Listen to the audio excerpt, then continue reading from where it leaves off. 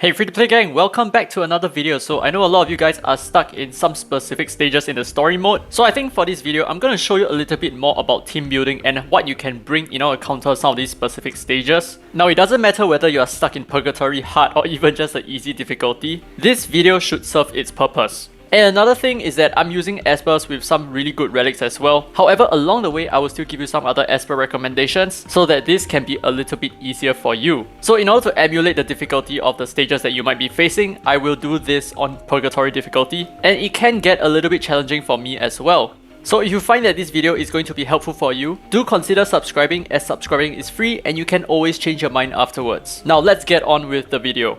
So we're going to start with chapter 1-8. I'm not sure why a lot of you guys are having trouble here. So this is basically just a relic check. And this will be the easiest floor in the entire Purgatory difficulty. And if you think that this floor is difficult for you, then I highly suggest that you continue farming some relics. Well, that is if you can do K9 and above, because the later floors are going to be exponentially more difficult. So for this team, I'm using Gabrielle as the leader for the 30% HP, and I'm generally running a very standard typical comp over here with 2 DPS and 3 supports. Now, I'm using Gabrielle and Suhua at the same time and Berenice. However, if you feel like you need an extra healer, like say you have a Changpu or a Hengrye or even a Clara, you can definitely replace Berenice over here. So this is typically what most of your comps will look like at this point of time. So obviously you don't need to use Chloe, you can use some other Espers that you have, you can use Liling as well. And the reason why I'm using Chloe here is because she's a lot easier to upgrade. And frankly, I haven't used Liling all that much because I haven't skilled him up at all. And he's still at Resonance 0. And depending on whether you need a little bit more sustain or a little bit more damage, you can definitely swap Liling with Gabrielle. But I think this team is very comprehensive and it will clear a lot of the story for you.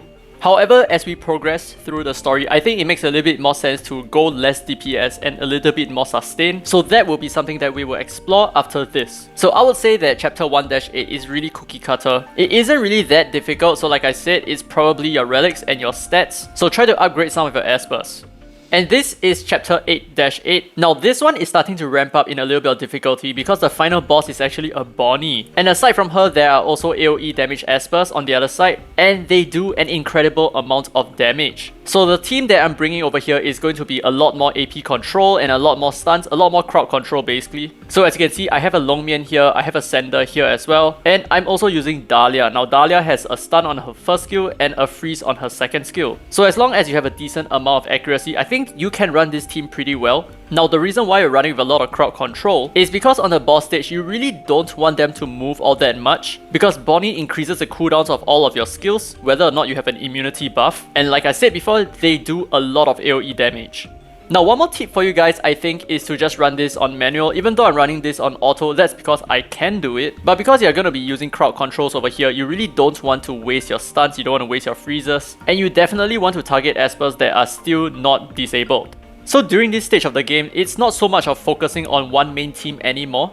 I think it's very important for you to expand a little bit of your roster, and I'm sure a lot of you guys have already used your gold records along the way, so you must have had some Espers that are usable in their own right. However, if you do not have any of these Espers, you can definitely opt for cheaper options. So number one, instead of using a Longmian, you can definitely go with like Kaylee or even Zhan. And if you do not have a Sender, you can definitely go for Tang Yun. He's like kind of like the cheaper version of Sender who does a lot of damage as well. However, he only has a stun. And basically the rest of the Espers here are free, right? Okay, so I mean, of course not Clara, but instead of Clara, you can definitely use Changpu. Or if you're lucky and you got Hengrye, you can go ahead and use Hengrye. So the reason why I'm using Clara here instead of Hengrye is because all my relics are on Clara right now. So I'm honestly a little bit lazy to swap it out. But you can trust me that Hengrye is going to be equally as efficient. And then moving on to Dahlia and Gabrielle, they are both free. One is from the Ripple Dimension, the other is a Fusion Esper.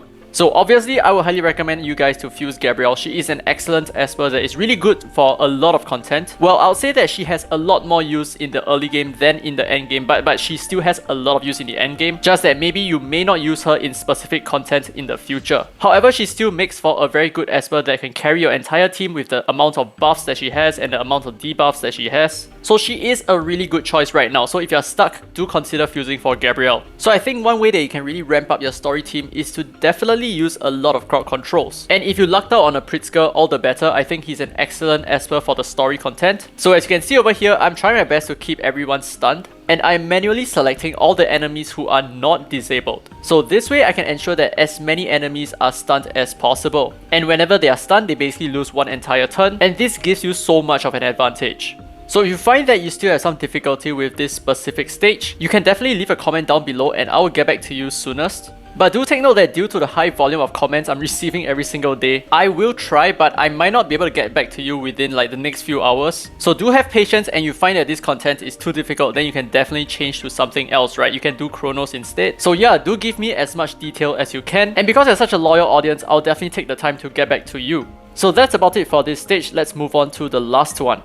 Now for the final stage that we're taking a look at, this is going to be chapter 11-8. And I know that a lot of you guys are probably stuck at chapter 12, but I have covered this before. So if you need help with that one, you can take a look at the video linked at the top. And with that out of the way, let's take a look at the team that I'm running over here. Now as you can see, I'm running slightly more tanky, so I'm using Gabriel as a leader right now. And my focus is no longer on crowd control. But with that said, my focus is now on AP control. So Berenice and Sander and even Changpu make great AP controllers, so they will be really good for this stage. And the reason why you cannot bring crowd controls anymore is because the final boss is a boss and bosses cannot be stunned. So for this build, I'm just gonna go with a lot of defensiveness, right? I'm running with a lot of HP, and I'm running with a whole ton of buffs like shields, like defense ups, and immunity, and of course more heals. So I think for this stage, having survivability is going to be more important than anything else. And obviously AP control adds on to your survivability because you're stopping the enemy from moving.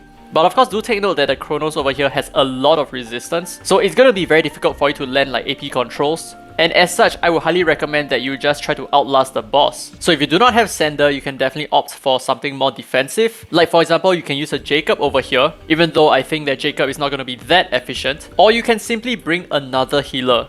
Alright, so let's take a look at the boss stage. He is just basically Chronos. So everything that he does is just whatever that Chronos can do. But I do feel like he is slightly more difficult than K10. Now I have tested this and you can stun the two followers on either side of him, so that is one major difference between this stage and the Chronos 10. Or at least the Chronos boss from the Ritual Miracles. So you can still definitely use like AP controls and a little bit of crowd controls to handle the two followers on either side of him.